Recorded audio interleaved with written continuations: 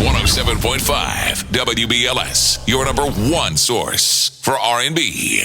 You know, we always show love to the community events that are going on, and there's one particular event that's happening this Sunday, the Liver Walk of New Jersey. It's going on at Verona Park in Verona, New Jersey, and we have some reps here talking about the whole campaign, and we also have a sister girl here to talk about Hepatitis Awareness Month and how it has impacted her life. So let's welcome the team up in here. Hi, Michelle. Hi, Deja. How are you? I'm doing fantastic. Excellent, excellent. All right, so you're going to talk to us today about hepatitis. Talk to us about it and how it has impacted or had impacted your life. It was a major blow back in 2010 when I was diagnosed with hepatitis C, and immediately I was angry and frustrated and didn't really know where to turn. And I thought to myself, how could that happen to me? Why me? Right.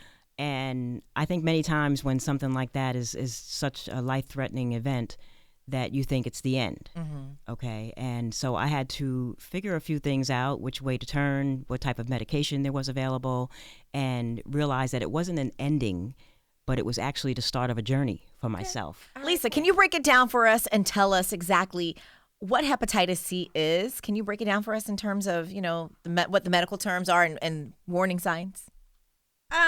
Sure. So hepatitis C is a virus, and it produces toxins that affect your liver. So one of the things that Michelle has talked about is hepatitis C, and there's a lot of fear because if it's not something that you can treat, then it's something that in turn can cause cirrhosis and eventually a lot of damage to your liver. Got it. All right. Continue, Michelle, with your story. Yes. I actually... hepatitis, it can lay dormant in your body for a long time. Really? And it wasn't until I actually went to the doctor and my doctor said my liver enzymes were elevated. I'm not a doctor. So I didn't know what that meant. What do I do now? Did it mean that my liver was about to fail? Did I have cirrhosis? So I had all these questions. I relocated, found a new doctor, a great team. I was tested and found out that there are many medications available. And that's why I'm a part of the Liver Foundation. I am a national patient on the National Patient Advisory Committee. Right. And I've been going around spreading awareness so that people can get tested. Okay. There is a cure. There's hope. There's a cure. And you can live free and live Hep C free. We want to find out what's the cause for the walk. A lot of folks do these different charity things, and we really don't know why we're walking, what the support factor is. And we have Michelle in here to talk about it because you've experienced hepatitis yourself, right? Yes. Hepatitis can cause corrosion of the liver. Damage Yes. to the liver, hence the liver walk, and that's why we're talking about it. But before we went to break, you were talking about treatments and things that are available to you now. But before we get there, can you tell us about some of the symptoms? Because was it just a random check that you had when you went to the doctor? Actually, there's not many symptoms. Really? I mean, if it's caught in the early stages, you may experience fatigue. I was really tired, and I'm a very energetic person. I run, and I go to the gym, and every day after work, I wanted to come home and go to sleep. So that was a trigger for me to make sure, you know, that I go to the doctor and find out what's causing this. And as far as any other symptoms, it was really just fatigue for me. Right. And that's about it. And then finding out about the blood work. And my liver enzymes actually multiplied within 2 months. And that's when I knew I needed to do something about it. Right.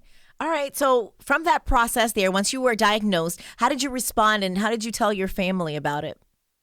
At first, I was very embarrassed. Why? And because I didn't know how I contracted it. Okay. And I didn't know what the outcome would be. I wanted to live for a long time, and I have 2 children and a husband, and I wanted to be around to see everyone grow up and just, you know, make their way in the world.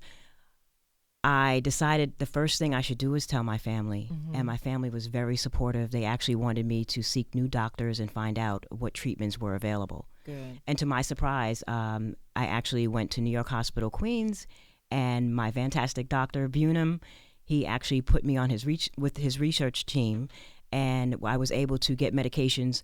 And I told him, I said, I understand the medication's very expensive. He said, yes, it's about $1,000 a pill. $1,000 per pill? Yes. Good Lord. So I thought maybe I should just leave.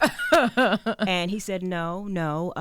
There was a research study where I was able to get the medication. Right. And they actually delivered the medication to my home. And I just really want to spread awareness because a lot of people don't know where to go. I mean, you could go seek help through the American Liver Foundation, but also people don't know that specialty pharmacies are the ones that carry the medication. Okay. And just so you know, they have the Liver Foundation's having a webinar tomorrow afternoon from 12 to 1 that speaks to that, to let people know specialty pharmacies are the places that you would need to go to get medication. Okay.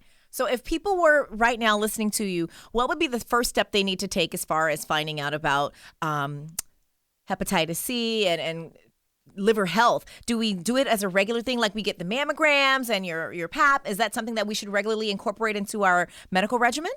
Yes, as far as hepatitis C and finding out if you have it, the first thing is to get tested. Okay. There is a cure. So don't be afraid. Don't keep it in the closet. Don't think, you can't tell anyone. I mean, I had all those feelings right now. I just want to tell the world that just go get tested, start there, Okay. find out, what the blood work shows. And then from there, your doctor should be able to give you instructions to see either a gastroenterologist or a hepatologist. Okay. And from there, they will make sure that you get the treatment that you need. Absolutely. It sounds good. So are you all cleared up now with it, or do you still have to continue on with your medication? I had 24 weeks of treatment, and that was last April, from April to, it was May to the end of July. Mm-hmm. And today I'm 100% free of hepatitis C. Nice. Yes. Yes. So there is a cure. Just go get tested. And if they want more information, what's the website that they can log on to? Website for the American Liver Foundation is liverfoundation.org. Okay. And we also have lots of information about getting tested, getting treatment, and getting cured. Okay. All right. Thank you, ladies, for stopping by. It's Quake's House.